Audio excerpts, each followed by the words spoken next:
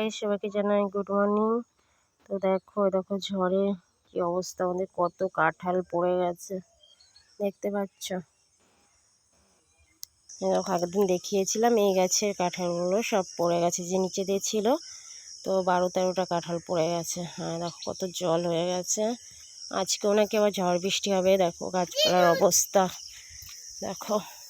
এই দেখো কলপাড়ের বেড়া টেড়া ভেঙে গেছে এবং দেখো গাছটাও পড়েছে টিনের চালের পরে আমাদের।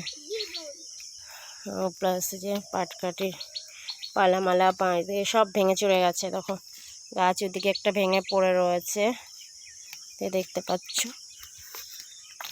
ওই দেখো দেখছো কি অবস্থা হয়েছে।